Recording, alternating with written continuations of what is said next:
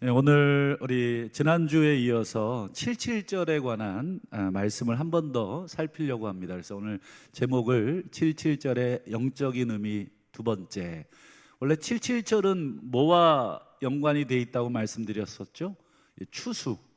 추수와 연관돼 있어서 이 사람들이 이 추수를 잘하면 전부 다 내 힘으로 먹고 사는 줄로 이렇게 착각을 하기 쉽잖아요. 근데 사실은 뭐예요? 하나님이 좋은 일기 주시고 또 적당한 날씨를 주셔야 가능하다. 이것은 오늘날에도 마찬가지입니다. 오늘 우리가 농사 짓는 농부들은 아니지만 오늘날에도 우리 사업을 하시거나 어떤 일을 하시거나 어떻습니까? 내 힘으로 내가 능력이 좋아서만 되는 것은 거의 없습니다. 한 1, 20%는 내 실력도 필요하겠고 능력도 필요하지만 나머지는 무엇입니까? 도움의 손길들이 있어야 됩니다. 그런 면에서 우리가 먹고 사는 문제, 직장을 포함해서 사업, 생업, 이 모든 문제들을 우리 늘 겸손하게 우리 하나님 잊지 말고 우리가 살자. 이게 우리 지난주 첫 메시지였습니다. 그래서 오늘 이제 두 번째 무슨 또 의미가 있느냐? 77절 이 정도면은 충분하지 않냐? 근데 이 77절을 통해서 하나님께서 계획하신 큰 이 프로젝트가 하나 있습니다. 하나님께서 이루고자 하시는 큰 그림이 하나 있어요. 우리 77절은 조금 기본적으로 이제 절기를 좀 우리가 조금 알 필요가 있는데요. 이스라엘의 첫 번째 절기는 유월절이잖아요. 유월절은 일주일을 지킵니다. 그래서 무교병, 그 누룩이 들어가지 않은, 발효가 되지 않는 이 맛없는 딱딱한 이 빵을 먹는다 그래서 무교절이라고도 합니다. 일주일이다 보니까 여기에는 반드시 안식일이 한번 끼게 돼 있습니다. 일주일 다니니까. 근데 여러분이 6월절 요 기간 동안에 유대의 농사를 기준으로 하면 첫 번째 곡식을 추수합니다. 이 유대 달력으로. 우리랑 기후가 다르기 때문에 농사 이 시즌도 다르잖아요.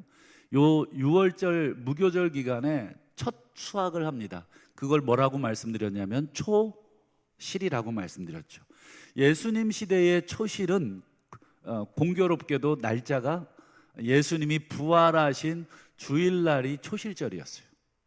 그 초실의 열매는 인간이 먹어서는 안 되고 하나님께 꺾어서 성전에 단으로 제사를 지내게 돼 있습니다. 그러니까 모든 사람들이 다 초실절을 제사를 드리려고 성전에 모였을 때 누가 유유히 부활하신 것입니까? 그렇죠. 그리스도께서 부활하신 것이죠. 그래서 여러분 사도 바울이 쓴 고린도 편지에 보면 그리스도께서 잠자는 자들의 초실이 되었도다. 첫 열매가 초실이란 말입니다. 그러니까 이 부활절은 초실절입니다. 어쨌든 이 곡식의 낫을 대는 그 첫날부터 카운팅을 며칠을 한다 그랬죠? 49일. 그래서 49 플러스 하나 해가지고 50일째 되는 날, 그래서 오순절이라고도 부른다 말씀을 드렸죠.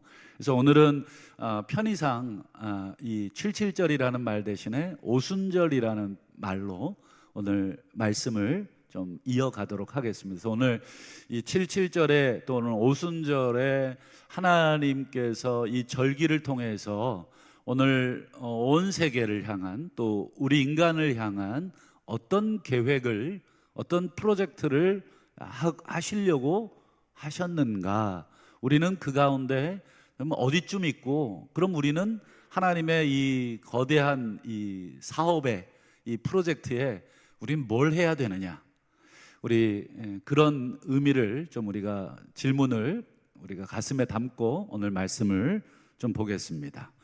먼저 오순절날 오늘 일어났던 사건 두 가지를 우리가 볼 것입니다.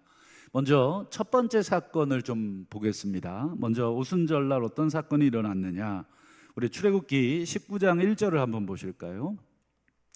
자, 이스라엘 자손이 애굽 땅을 떠난 지 3개월이 되던 날, 여러분 이 3개월이라는 말은 딱 90일이라는 얘기가 아니라 여러분 달수로 세 번째 달이 됐다는 얘기입니다. 달수로 세 번째.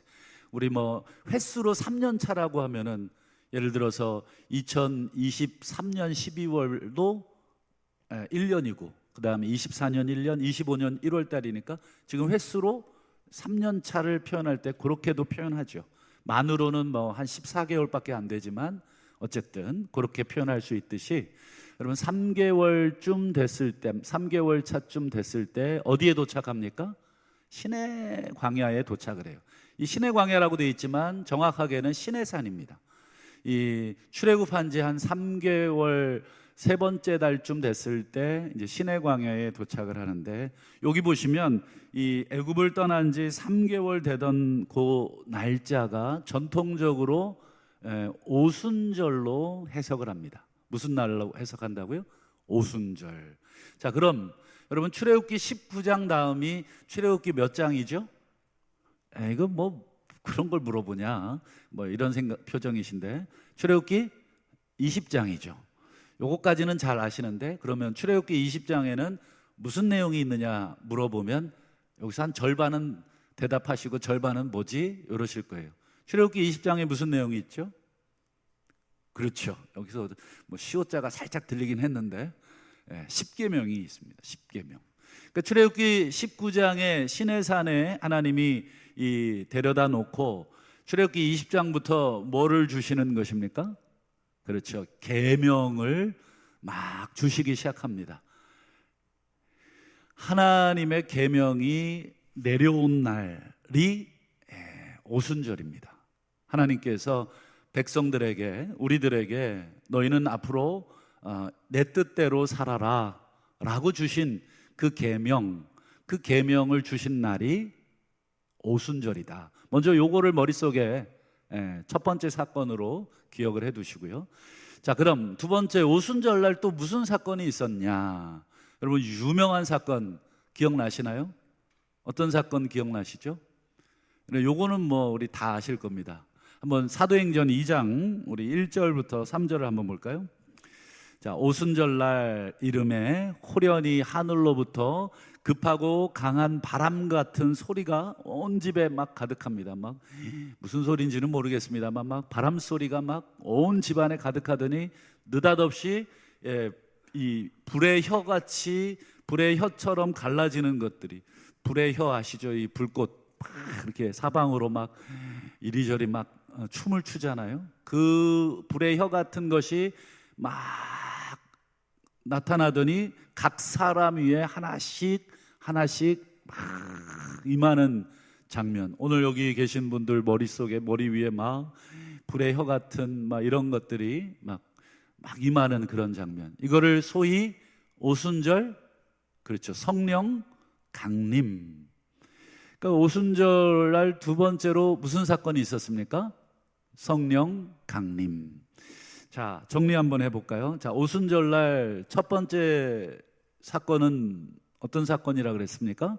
하늘로부터, 그렇죠, 계명이, 말씀이 내려온 사건. 두 번째, 오순절날 무슨 사건이 있었습니까? 하늘로부터 성령이 임하신 사건. 자, 그럼 오순절날 하나님이 율법도 주시고 성령도 전부 오순절날 주셨는데 그저 우연의 일치인가? 아니면 하나님이 오순절이라는 유대인들의 절기를 통해서 성령도 주시고 또 율법도 주시고 뭔가 계획하신 뜻이 있으셔서 그날에 오순절에 주셨는가? 아까 서두에 제가 오순절은 뭐와 연관된 절기라고 말씀드렸냐면 추수와 연관된 절기다. 그렇다면 이 추수, 말씀, 그리고 성령, 이 세 가지가 어떻게 버무러져야지 끝내주는 요리가 나올 것이냐? 요리사는 누구시냐면 하나님이시겠죠. 하나님이 이 재료들을 가지고 이제 버무리시기 시작하시는 건데 어떤 요리를 하나님께서 만들어 내시려고 이 오순절날 이 추수의 어떤 절기에 말씀도 주시고 성령도 우리에게 주셨느냐, 오늘 이 부분을 우리가 한번 보겠습니다. 이 성령과 이 율법이 이렇게 어떻게 조화가 될 수 있을까? 도대체 이 두 가지를 이 조합을 시켜서 하나님은 무슨 일을 하시려는가? 먼저 우리가 이 부분을 보려면 이 에스겔서 36장 26절과 27절을 한번 보죠. 너무너무 구약에서 중요한 성경 중에 하나인데, 에스겔 36장, 그리고 여러분 에스겔 37장 그리고 38장, 여러분 유명한 에스겔 골짜기의 마른 뼈 사건이 뒤에 나오죠. 이제 그 전입니다. 여기 이 본문에 보면 성령과 율법이라는 말이 한꺼번에 이 본문 안에 지금 재료가 담겨져 있습니다. 한번 보시죠. 26절, 새 영을, 새로운 영을 너희 속에 두겠고, 그 다음 보세요. 그 새 영, 이걸 성령으로 하겠습니다. 성령이 우리 속에 성령을 두셔서 하나님이 제일 먼저 하시는 작업이 뭐냐? 우리의 굳은 마음을 제거하고, 굳은 마음이라는 건 뭐 여러분 이 완고한 마음, 도대체가 이 마음이 딱딱해가지고 뭐 찔러도 뭐 어떤 것도 안 나올 만한 그런 완전히 죽어버린 것처럼 딱딱해진 마음, 감동도 없고 눈물도 안 나고 뭐 들어도 심숭생숭하고 하는 그런 마음, 그 마음은 여러분 이미 죽은 심장이잖아요. 그래서 그 심장을 꺼내놓고 그 다음 무슨 마음을 이식하시느냐? 부드러운 마음. 그래서 여러분 모든 근육이 다 부드러워야 되지만 특별히 심장은 가장 부드러워야 되잖아요. 이게 말랑말랑해야 이게 수축 잘 돼서 여러분 혈액이 발끝까지 쫙쫙 전달이 되지 않습니까? 그러니까 제일 먼저 성령께서, 하나님께서 성령을 통해서 하시는 첫 번째 작업은 심장 이식, 심장을 이식해요. 그러면 심장을 이식해서 뭐 하시려고 하느냐? 그게 더 중요한 거죠.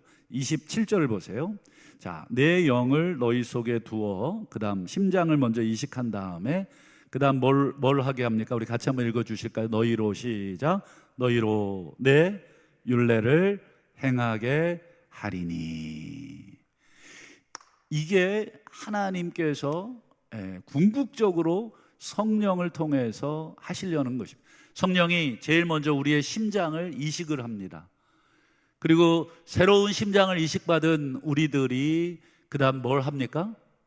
하나님의 율법을, 율례를 행합니다. 여기 보면 성령과 율례, 율법이 함께 묶여져서 지금 나오고 있죠.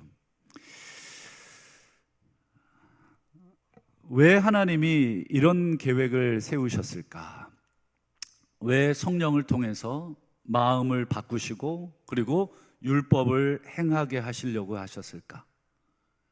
왜 이런 일들을 하나님께서 이 프로젝트로 계획을 하셨을까? 여기에는 이유가 있겠죠. 여러분 이스라엘 역사상, 이스라엘의 구약의 그 역사를 쭉 성경을 통해서 읽어보시면 이스라엘의 역사상 이스라엘 민족들, 하나님의 백성들이 하나님의 율례, 하나님의 율법을 제대로 지킨 적이 별로 없었죠. 별로 없었습니다.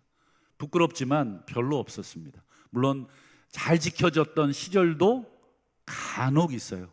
그러나 대부분의 역사는 하나님의 말씀을 반역하는 역사, 말씀을 떠나는 역사, 잠깐 두들겨 맞고 아이고 정신 차렸다가 또 정신줄 놓고 또 하나님의 말씀을 떠나서 살고, 또 하나님이 꿀밤 한 대 먹이면 아이고 하고 잠깐 정신 차리는 그런 역사는 있었지만, 전체적으로 평가를 했을 때 이스라엘 백성들, 하나님의 이 자녀들의 이 역사는 하나님의 말씀에 불순종하는 역사였어요. 그래서 요엘서 2장 13절에 보면 하나님이 탄식을 하세요. 어떤 탄식을 하시느냐 한번 보실까요? 같이 한번 읽어볼까요? 시작. 너희는 옷을 찢지 말고 마음을 찢고 너희 하나님 여호와께로 돌아올지어다. 옷을 찢는다는 것은 유대 전통적으로 슬픔을 표현하는 방식입니다. 막 머리를 막 헝크르고 옷을 찢고 그 다음에 막 먼지를 막 날립니다. 이게 슬픔을 표현하는 방식. 우리나라도 뭐 슬픔을 표현하는 방식이 있듯이 유대 민족들은 슬픔을 표현하기 위해서 옷을 찢는데, 옷을 찢으면 누가 봐도 아유 저 사람 슬프구나. 근데 여러분 그거 다 가짜라는 거예요. 예전에 저희 할머니 돌아가셨는데 제가 초등학교 1학년 때였어요. 그때만 해도 이 상여가 마을을 이렇게 돌고 막 뒤에서 제 기억에 이 대나무 있잖아요. 대나무에다가 이 깃발을 달아서 저 같은 꼬맹이들한테 그 깃발을 주고 따라오라고 막 흔들면서 뭐 저희들이야 뭐 신나서 칼싸움하면서 막 달려갔지만 그때 제 기억에 아주 강하게 남아있던 게 이 곡하는 사람들이었어요.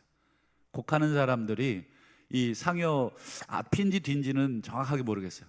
아이고 아이고 아이고. 어린 초등학교 1학년 제 귀에는 아 정말 우리 할머니 돌아가셔서 저렇게 온 마을이 다 슬퍼해 주는구나, 탄식해 주는구나, 애통해 주는구나. 이게 알고 봤더니 그거 가짜였어요.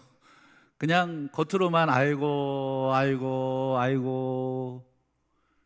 저희 아버지가 또 저희 친할머니 돌아가셨을 때 이 상주로서 이 상복을 입고 뭐 이렇게 조문객들을 봤는데, 조문객들이 오면서 이 절을 하잖아요. 근데 저희 아버님이 옆에서 아이고 아이고 아이고 이러는 거예요. 그래서 아이고 할머니 돌아가셔서 슬프구나 그랬더니 돌아서서 막 웃고 계시는 거예요. 아 저거 가짜구나. 속았죠. 뭐 속았다기보다도 그게 우리나라 문화인 거죠. 이 옷을 찢는다는 것은 정말 슬픔을 이 겉으로 표현하는 방식인데, 문제가 뭐예요? 마음은 안 찢고 순전히 옷만 찢는 것입니다. 하나님 앞에서 이 마음이 너무너무 딱딱해서 어떤 형식은 갖추고 있는데 막 울고는 있는데 마음이 전혀 움직이질 않는 거예요. 하나님이 요엘서를 통해서 제발 옷 좀 찢지 말고 마음 좀 찢어라. 그 말은 좀 나에게 돌아와라.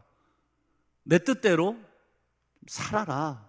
너희들 내 뜻대로 살지도 않으면서 아이고 아이고 아이고 그러지 말고, 아이고 하나님 내가 하나님 뜻대로 못 살았습니다. 아이고 아이고 용서해 주십시오. 아이고 아이고 하지 말고, 정말 너희들이 아이고 아이고 했으면 마음을 찢고 내가 하나님 뜻대로 살고자 몸부림치고 그렇게 해라. 이게 요엘서 2장에 이 얼마나 답답하셨으면 내 백성의 모습들이 너무너무 형식적이라는 거예요. 겉으로는 예배도 드리고 겉으로는 옷도 찢고 금식도 하고 절기도 지키고 모든 걸 하고 있는데, 정작 그 예배를 받으시고 절기의 주인이신 하나님은 이 백성들의 이 마음을 못 느끼고 계시는 거죠. 그래서 하나님께서 이 전부 마음이 고장난 그 시대에 하나님의 백성들에게 드디어 수술을 하시기 시작을 하시는데, 집도이가 누구냐? 수술을 집도하는 집도이가 누굽니까? 그렇죠. 성령을 보내시는 거예요. 성령을 수술방으로 보내시는데 그 수술방은 우리 마음이겠죠. 그래서 요엘서 아까 2장 13절 읽었는데 2장 그 뒤에 28절과 29절을 한번 보시면, 그 후에 내가 내 영을 만민에게 부어주리라. 내 영을 이 남종과 여종에게 부어주리라. 모든 사람의 마음속에 내 영을 집어넣겠다. 성령을 집어넣어서 이 완전히 죽어버린 이 심장을 지금 이식시키기 위해서 딱딱한 마음을 제거하고 부드러운 마음을 지금 이식하기 위해서 성령을 지금 보내시겠다. 근데 더 중요한 게 있어요. 여러분, 성령께서 우리의 마음속에 오셔서 막 죽은 심장을 꺼내가지고 새로운 심장을 지금 집어넣으셨어요. 그래서 막 펄떡펄떡 뛰게 만드셨어요. 그럼 그걸로 끝인가? 그게 아니죠. 더 큰 계획이 있죠. 하나님이 우리를 살리시는, 우리의 심장을 뛰게 하시려고 하시는 가장 큰 이유가 무엇입니까? 그게 요엘서에 나와 있는데, 요엘서 2장 29절까지 읽었죠. 31절과 32절을 볼까요? 자, 여호와의 크고 두려운 날, 이게 뭐냐면 이제 구약에 보면 이제 마지막 종말을 표현할 때 쓰는 말이죠. 마지막 종말이 이르기 전에, 자, 그다음 32절 같이 읽어주시겠습니다. 시작. 누구든지 여호와의 이름을 부르는 자는 구원을 얻으리라. 여러분, 이게 하나님께서 성령을 우리의 이 마음속에 보내셔서 우리의 심장을 꺼내시고 새로운 심장을 집어넣으셔서 최종적으로 하시고자 하시는 게 뭐예요? 그렇죠. 누구든지 여호와의 이름을, 이걸 우리는 이제 예수의 이름이라고 바꿔도 되죠. 예수 그리스도의 이름을 부르게 하시려고, 예수를 믿고 그 예수를 부르는 자에게 구원을 주시려고. 여러분, 이 율법, 구약에 나오는 모든 율법이 누구를 가리키고 있는 말씀입니까? 그렇죠. 예수 그리스도를 가리키고 있다는. 이 말씀을 깨달으면, 말씀이 깨달아진 사람은 반드시 누구의 이름을 부르게 돼 있습니까? 예수의 이름을 부르게 돼 있다는 거예요. 지금 하나님께서 이 오순절날 시내산에서 말씀을 주시고, 오순절날 하늘로부터 성령을 내려주셔서 이 성령과 율법의 이 오묘한 버무림을 통해서 하나님이 나를 바꾸시고 내 입을 바꾸시고 내 심장을 바꾸셔서 내 입으로 예수 그리스도를 믿도록 그렇게 하실 계획을 하나님께서 세우신 것이다. 여러분, 죄송한 말씀이지만, 그래서 여러분, 예수 이름을 아무나 부를 수 있는 것은 아니다. 여러분, 여기 멀쩡히 예배 드린다고 그래서 저는 여기 모두가 다, 우리 모두가 다 예수의 이름을 부를 수 있다는 것은 아니라고 생각합니다. 그저 교회에 뭐 누구 때문에 와 앉아 계실 수는 있어도 그렇잖아요.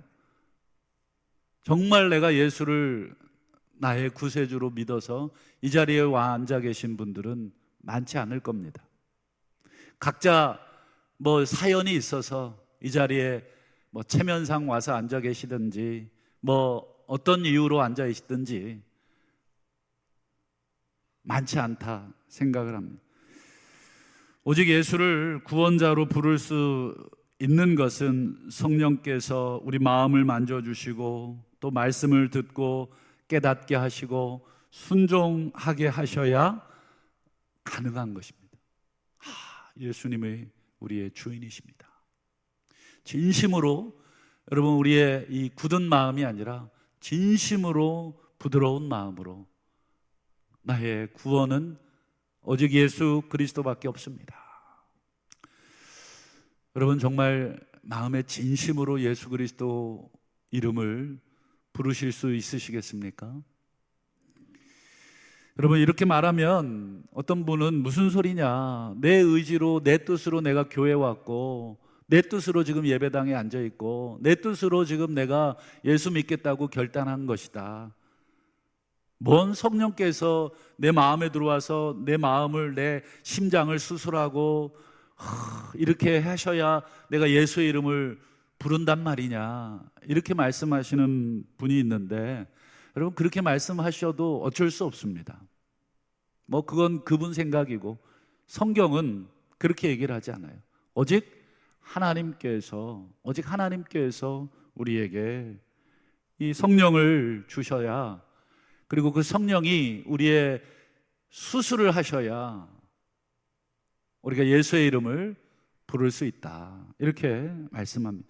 여러분, 우리 인간은 아무도 스스로 예수 그리스도를 찾을 수 있는 존재가 아닙니다.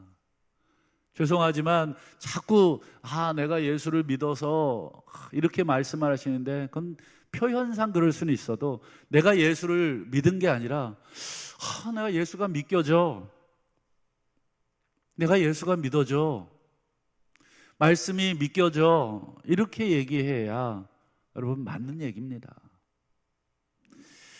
여러분, 우리 스스로는 아무도 예수를 믿을 수 있는 능력조차 되지 않습니다.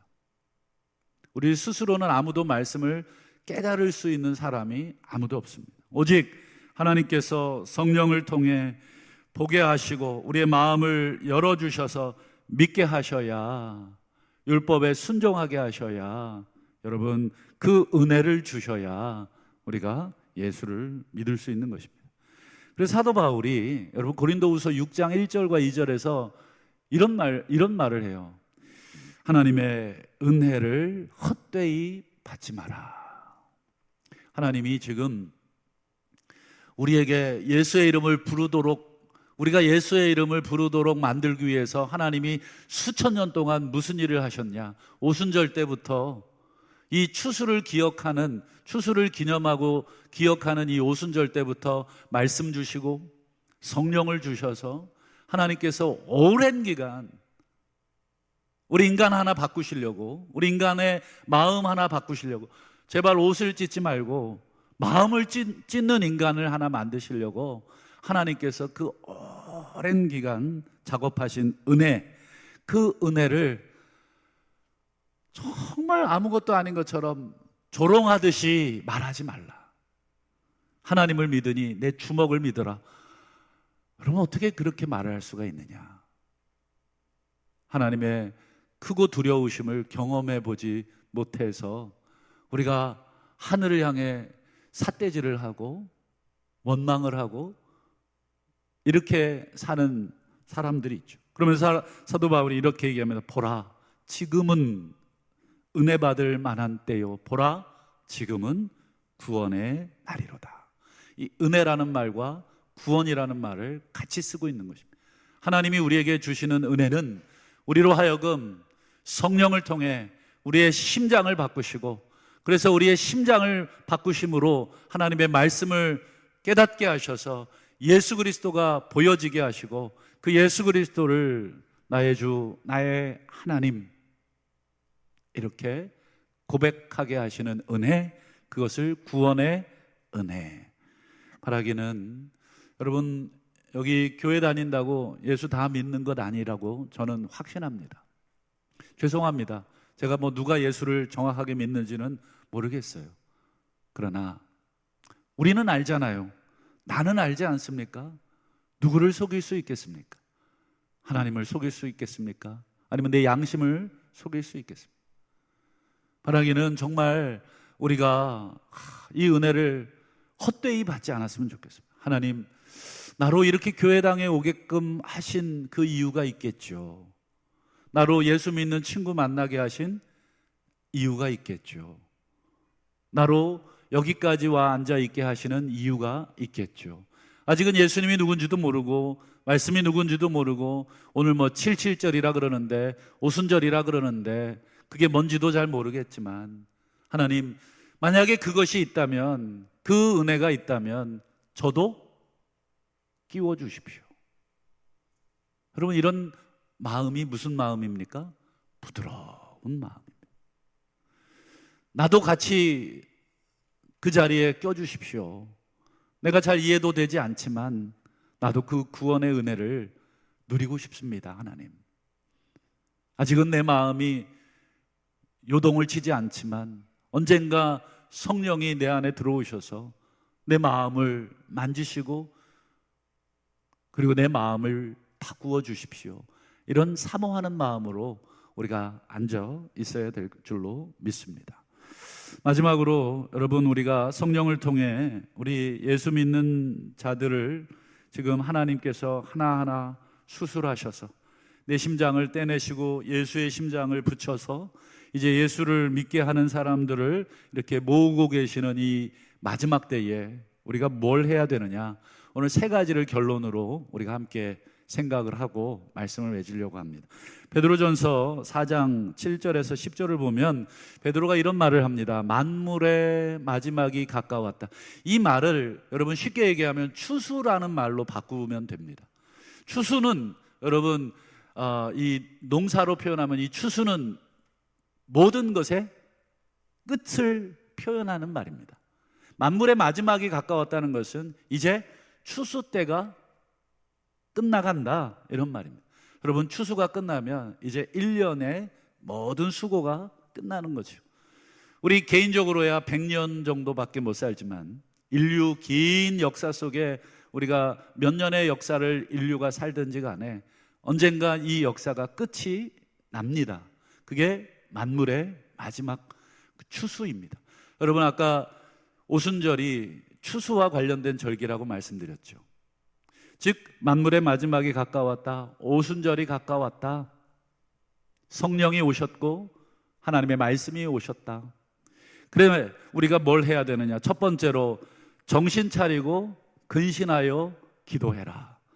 두 번째, 무엇보다도 뜨겁게 서로 사랑해라. 마지막 세 번째, 각각 은사를 하나님께서 주신 대로 그리스도의 몸을 세우는 선한 청지기같이 서로 봉사해라. 기도해라, 사랑해라, 봉사해라. 여러분, 이 세 가지는 뭐를 상징하는 표현입니까? 기도, 하나님과의 관계를 바르게 세워라. 사랑, 이웃과의 관계를 바르게 세워라. 청지기처럼 봉사해라. 그리스도께서 피 흘려서 값주고 사신 교회를 세우기 위해서 애를 써라. 하나님, 이웃, 그리고 교회. 여러분, 우리 신앙생활에 이 세 가지를 놓치고 뭘 얘기할 수 있겠습니까? 여러분, 우리가 하나님 사랑하지 않고 이웃 사랑하지 않고 우리 몸된 교회 세우지 않고 여러분 무슨 일로 우리가 정신이 지금 온통 빨려 있습니까? 이 세 가지 말고 우리가 힘쓸 것은 없습니다. 오로지 이 세 가지가 만물의 마지막 때에 우리가 힘써야 될 의무입니다. 말씀을 맺겠습니다. 오늘 한국교회가 힘들다고 하고 무너져가고 있다고 탄식하는 사람들은 많은데 정작 기도하는 사람, 정작 서로의 허물을 덮어주는 그 사랑하는 사람, 정작 한국교회 무너져 간다고 걱정하면서 한국교회를 세우기 위해서 아무것도 하지 않는 사람들이 너무 많기 때문에 그런 것은 아닌가. 한번 돌이켜봤으면 좋겠습니다. 여러분, 눈을 들어서 이 세상을 한번 보십시오. 만물의 마지막이라고 여러분 보여지십니까? 오순절을 기점으로 하나님께서는 새로운 시대를 계속해서 알려주시는 거예요. 추수가 끝났구나. 이제 새로운 시대를 또 준비해서 파종을 준비하고 또 하나님이 1년을 허락하시면 우리가 농사를 지어서 먹고 살아야지. 1년 단위로 계속해서 새로운 삶을 하나님이 준비하게 하셨죠. 말씀을 통해서, 시내산에서 내린 말씀을 통해서 이제는 너희들이 애굽에서 살던 이 애굽의 왕 바로의 법이 아니라 내 법대로 살아라 하고 율법을 주신 날, 그리고 오순절 성령을 통해서 이제는 내 마음대로 살았다면 앞으로는 이 성령을 따라서 살아가라. 그래서 신약 성경에 보면 너희들이 성령을 따라 행하라, 얼마나 많이 얘기합니까? 옛사람이 아니라, 사탄이 아니라 성령 따라서 생각해라, 성령 따라서 사고해라, 성령 따라서 판단해라, 성령 따라서 행해라, 성령 안에서 기도해라, 성령으로 섬겨라, 성령으로 얼마나 많이 성령을 얘기합니다. 새로운 시대가, 성령의 시대가, 말씀의 시대가 이 성령을 통해서 우리 가운데 시작이 됐는데 여전히 우리의 심장이 뛰지 않는다면, 여전히 우리가 기도하지 않는다면, 여전히 우리가 사랑하지 않는다면, 여전히 그리스도의 몸을 세우지 않는다면 죄송하지만 우리의 심장은 아직 죽어있는 심장입니다. 그러나 아직 기회가 있습니다. 보라, 지금은 은혜 받을 만한 때요. 보라, 지금은 구원의 날입니다. 아직 기회가 있을 때 여러분, 이 시간에 여기 계신 우리 분들을 초청합니다. 여러분, 성령 안으로 들어오시고, 어떻게 들어간지 모르겠거든 그냥 기도하십시오. 도와달라고. 나도 이 성령 안에 들어가고 싶다고 사모하시고, 그러면 나도 모르게 우리 성령께서 내 마음을 만지시고 나를 바꾸셔서 기도의 사람, 사랑의 사람, 그리고 봉사의 사람, 그리스도의 몸을 세우는 사람으로 우리를 바꾸실 줄로 믿고, 올 한 해 그런 복된 인생, 그런 성령께 이끌리는 그런 인생, 흥분되는 인생 함께 살아가시기를 우리 주님의 이름으로 간절히 축원합니다.